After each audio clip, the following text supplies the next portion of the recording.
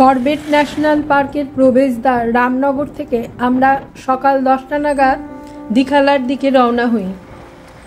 দীঘালা জোনের entry point এই ধানগাড়ি gate. এখানে আমাদের কিছু ফর্মালিটিস রয়েছে, আমাদের আইডি প্রুফ চেক হবে, আরও ছোটোখাটো ফর্মালিটিস সেরে আমরা রওনা দেব। গেট থেকে রেস্ট হাউস প্রায় 31 কিলোমিটার দূরে।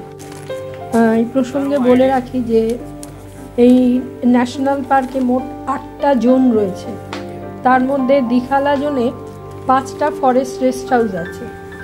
পুরো পথটাই আমরা যাব জঙ্গলের মধ্য দিয়ে, আর রেস্ট হাউসটা একেবারে জঙ্গলের কোর এরিয়া।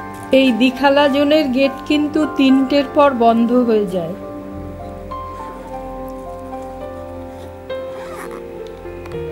এটা আমার দ্বিতীয়বার করবেটে আসা।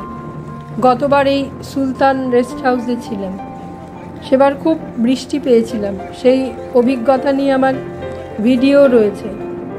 আমি ডেসক্রিপশন বক্সে তার লিঙ্ক দিয়ে রাখবো, আপনারা চাইলে দেখে নিতে পারেন।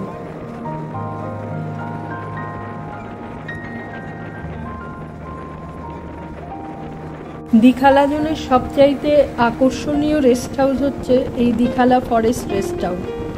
এখানে আমরা এর আগে অনেক চেষ্টা করেছি আসার, জায়গা পাইনি, এখানে অনেকবার ট্রাই করেছি। এবারে আমরা একটা কন্ডাক্টেড ট্যুরের মাধ্যমে এসেছি। যাক, আমরা দেখতে দেখতে চলে এসেছি রেস্ট হাউসের সামনে। একটা কথা বলে রাখি, এখানে কিন্তু বাদরের খুব উৎপাত।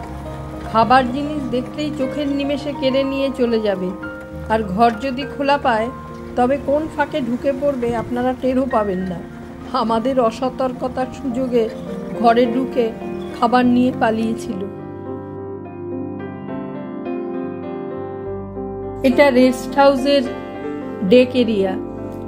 এখান থেকে রামগঙ্গা নদী ও পাহাড়ের অপূর্ব ভিউ।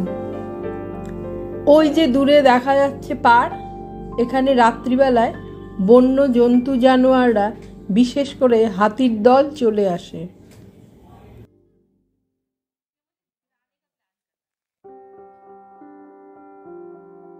বিরাট চত্বর জুড়ে ছড়িয়ে রয়েছে কটেজগুলো। এটা অ্যানেক্স বিল্ডিং এর পেছন দিক, এখানেই আমরা ছিলাম। সামনের দিকটা একটু পরে দেখাচ্ছি।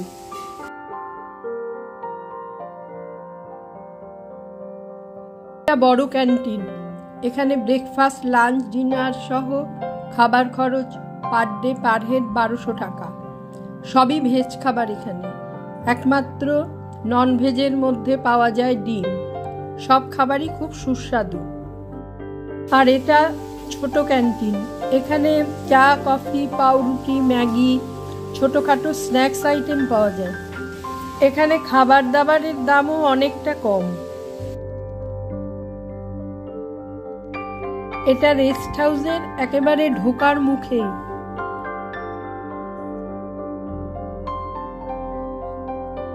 এটা অ্যানেক্স বিল্ডিং, এখানে মোট 7টা ঘর রয়েছে। আমরা এখানেই ছিলাম এতক্ষণ পর্যন্ত। আমরা এর পেছন দিকটায় দাঁড়িয়েছিলাম, এটা সামনের দিক। এখন আমরা আস্তে আস্তে একটু রুমের দিকে যাই, দেখাই রুমগুলো।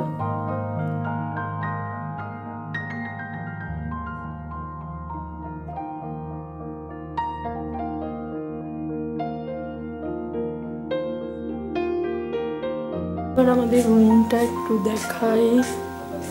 এই ঢুকে সোজা গেলাম, আমাদের হচ্ছে রুম নাম্বার 7।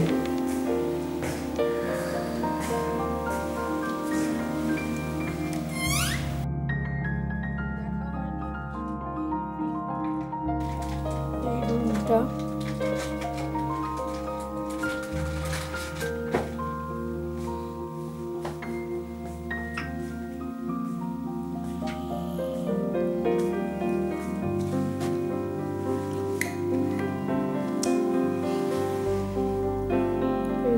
টয়লেট,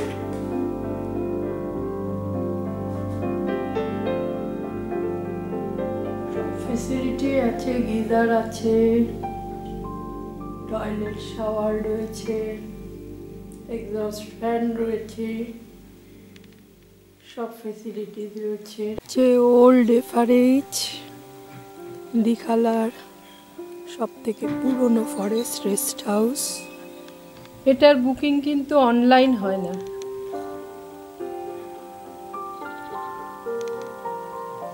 এদিকে লগহাট অর্থাৎ ডরমেটরিগুলো। এটা লাইব্রেরি। এখানে ওয়াইল্ড লাইফের উপরে অনেক বই রয়েছে।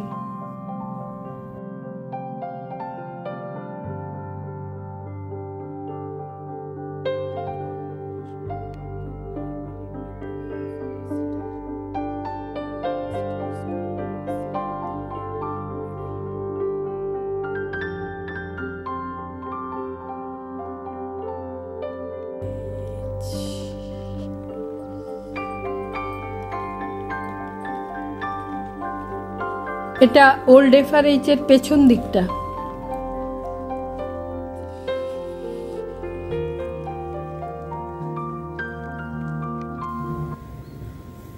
এই রেস্ট হাউসটার নাম কেবিন। এখান থেকে সোজা হেঁটে গেলে রয়েছে হার্টমেন্টের কটেজগুলি।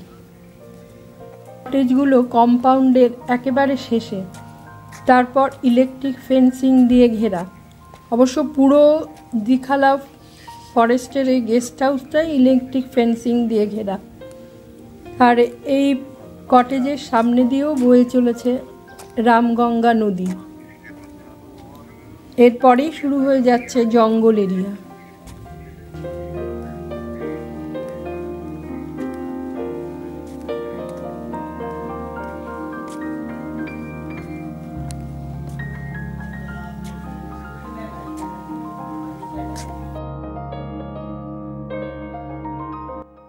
তিনটে তিনটে করে দুদিকে মোট 6টা ঘর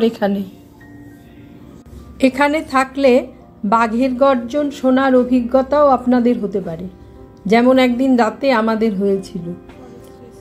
হরিণের অ্যালার্ম কল ও বাঘের চাপা গর্জন শুনে আমরা বড় টর্চ নিয়ে বেরিয়ে আসি, কিন্তু বনরক্ষীরা আমাদের সঙ্গে সঙ্গে ঘরে পাঠিয়ে দেয় এবং তাদের কথা অনুযায়ী খুব কাছাকাছি বাঘ রয়েছে এবং বাঘের তাড়া খেয়ে হরিণ যদি কোনোভাবে এই কম্পাউন্ডের মধ্যে ঢুকে পড়ে, বাঘও কিন্তু তার পেছনে তাড়া করে ভেতরে ঢুকে পড়তে পারে।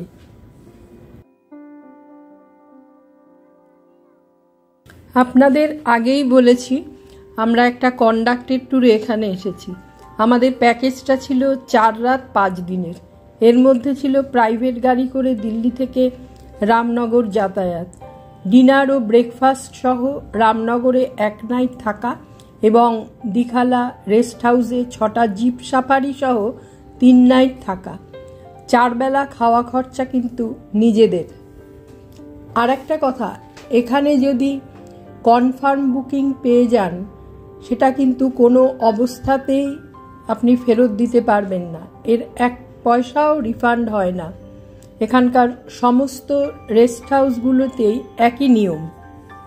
ভিডিওটা আজ এখানেই শেষ করলাম। এর পরবর্তী ভিডিওতে থাকবে দীঘালা জোনে আমার জঙ্গল ভ্রমণের অভিজ্ঞতা।